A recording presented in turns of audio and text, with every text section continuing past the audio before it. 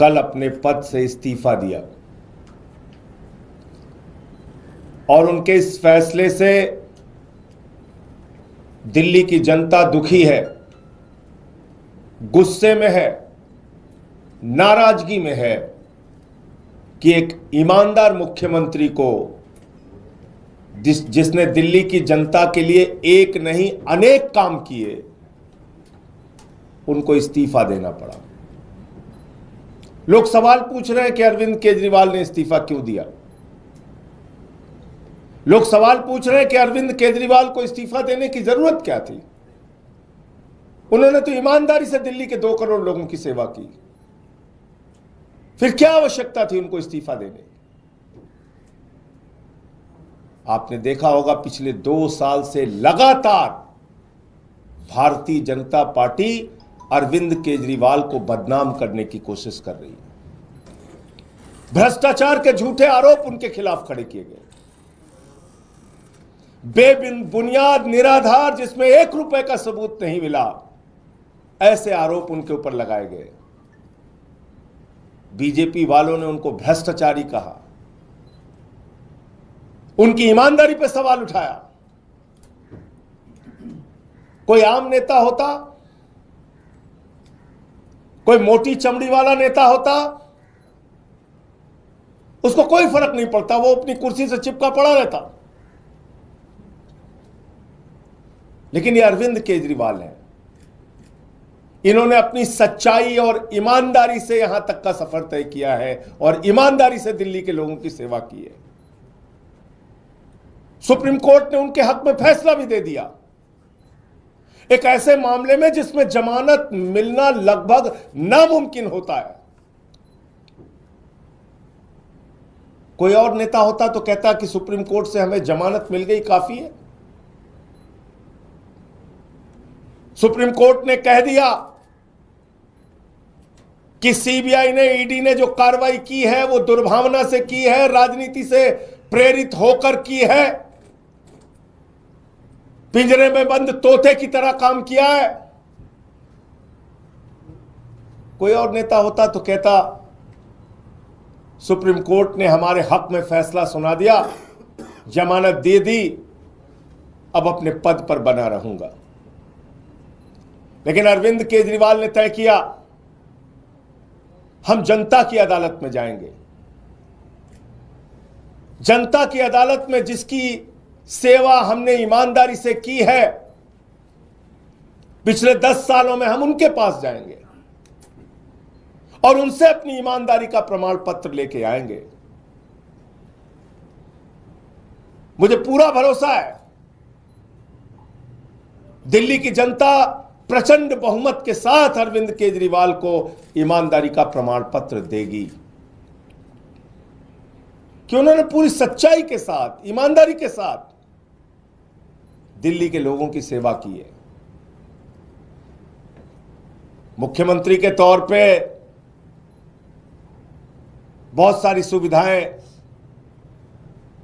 किसी भी व्यक्ति को मिलती हैं, अरविंद केजरीवाल को भी वो सुविधाएं मिली हैं। कल जब उन्होंने इस्तीफा दिया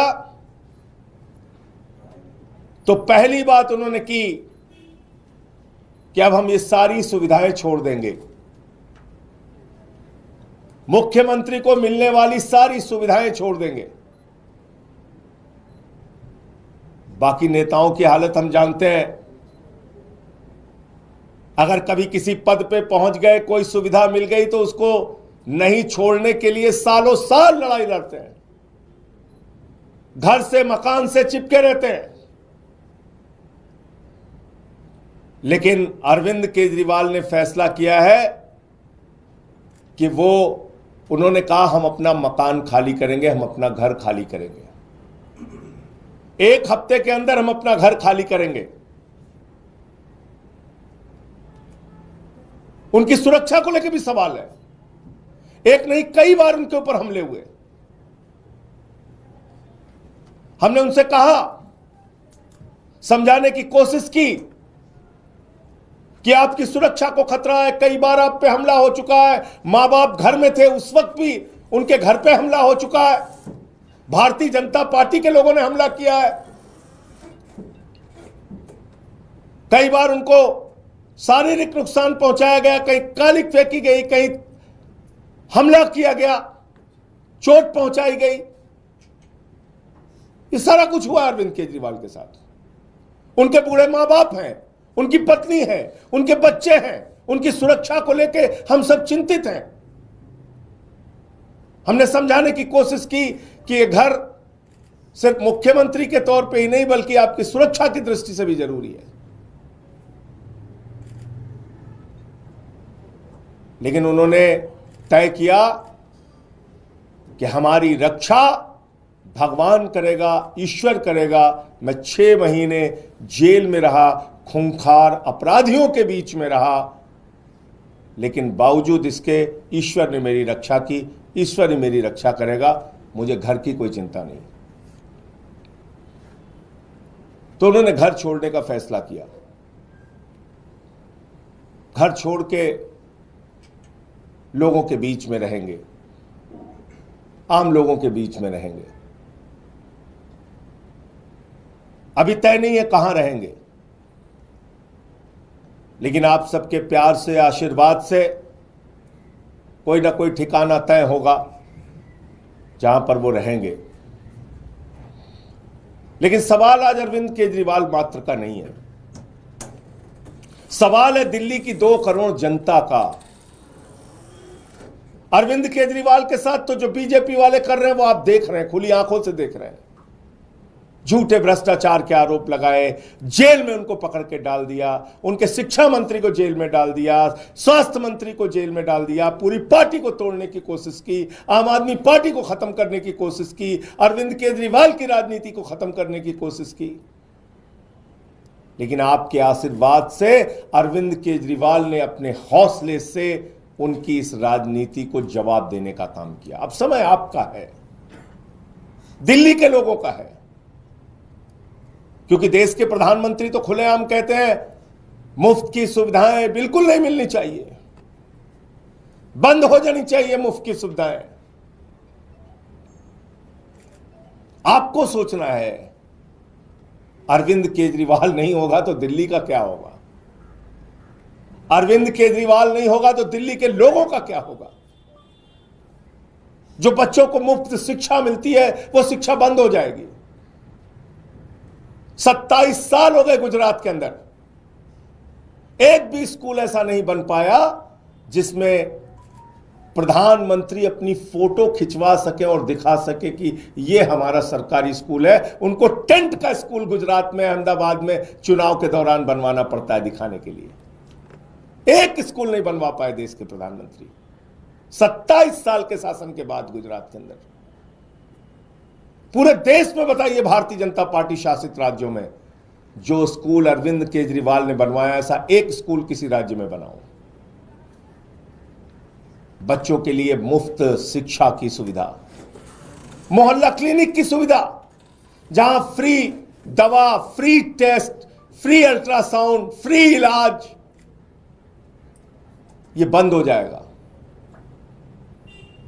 ये मोहल्ला क्लिनिक बंद कर देगी बीजेपी, ये मुफ्त की दवाएं बंद कर देगी, क्योंकि वो तो दिल्ली के लोगों को अपमानित करते हैं, कहते हैं मुफ्त खो रहे हैं, मुफ्त खो रहे हैं। याद रखना, आपको गालियां देते हैं ये तो अरविंद केजरीवाल है जो लड़ लड़ के आपके लिए सुविधाएं लेके आते हैं। 9 दिन तक एलजी के घर पे धरने पर बैठ के कहते नहीं मोहल्ला क्लिनिक की फाइल पास करो।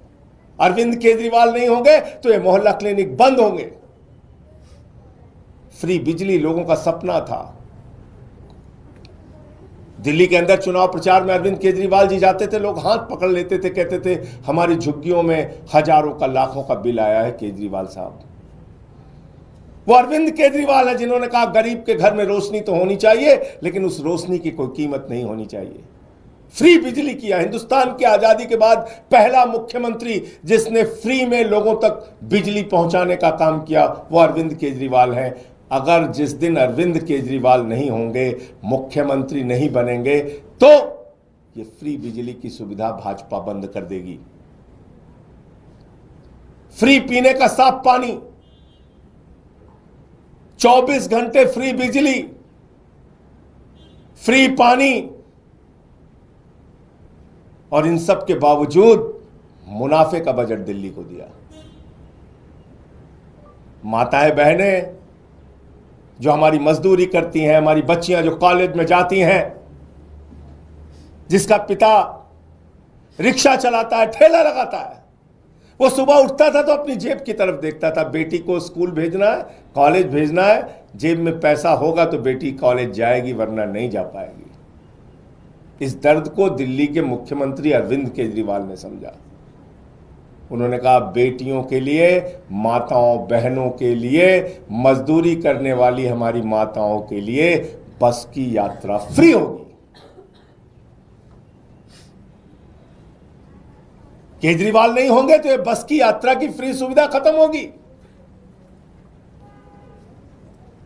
इसलिए दिल्ली के लोगों आपको तय करना है, ये सारे काम, फ्री बिजली, फ्री पानी, फ्री शिक्षा, फ्री इलाज, मोहल्ला क्लिनिक, माताओं बहनों के लिए बस की फ्री यात्रा, और बुजुर्गों के लिए श्रवण कुमार बनके उनकी तीर्थ यात्रा कराने का जो संकल्प और काम पूरा किया है अरविंद केजरीवाल ने, भारतीय जनता पार्टी ये सारी की सारी सुविधाएं बंद करेगी, समाप्त करेगी, क्योंकि देश का प्रधानमंत्री और बीजेपी का सबसे बड़ा नेता नरेंद्र मोदी जी वो कहते हैं घूम घूम कर कि मुफ्त की सुविधा समाप्त होनी चाहिए, खत्म होनी चाहिए, मुफ्त की सुविधा तो मिलनी ही नहीं चाहिए।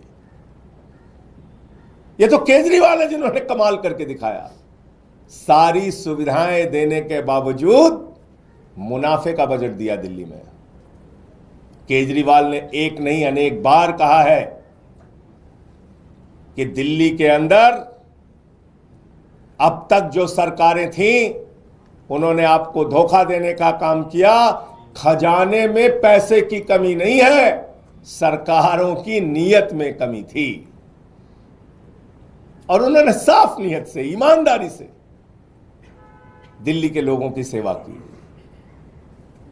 तो अब दिल्ली के लोगों को तय करना है, दिल्ली के लोगों को अब संकल्प लेना है, दिल्ली के लोगों को अब जवाब देना है। जनता की अदालत में अरविंद केजरीवाल जी जाएंगे, और मुझे पूरा यकीन और भरोसा है कि जनता की अदालत से अपनी ईमानदारी का प्रचंड बहुमत का प्रमाण पत्र लेके आएंगे। हिंदुस्तान के इतिहास में पहला नेता है, पहले नेता है अरविंद केजरीवाल जो सीना ठोक के कह रहे हैं ईमानदार हूं तो वोट देना, ईमानदार नहीं हूं तो वोट मत देना। अपनी ईमानदारी के नाम पर वोट मांग रहे हैं, अपनी सच्चाई के नाम पर वोट मांग रहे हैं, अपने काम के नाम पर वोट मांग रहे हैं। एक नेता पूरे हिंदुस्तान की राजनीति में, पूरे इतिहास में बता दो आप। तो इसलिए अब वक्त है दिल्ली के 2 करोड़ लोगों का, उनको जवाब देने का। इस समय 2 करोड़ लोगों के ऊपर जिम्मेदारी है कि वो भारतीय जनता पार्टी के साजिशों का, कुचक्रों का जवाब अपने वोट की ताकत से दे। बहुत बहुत धन्यवाद। मैं इतनी बात कहना चाहता था, और आगे और कोई सूचना होगी तो मैं आपके साथ उसको शेयर करूंगा। सर, एक राष्ट्रीय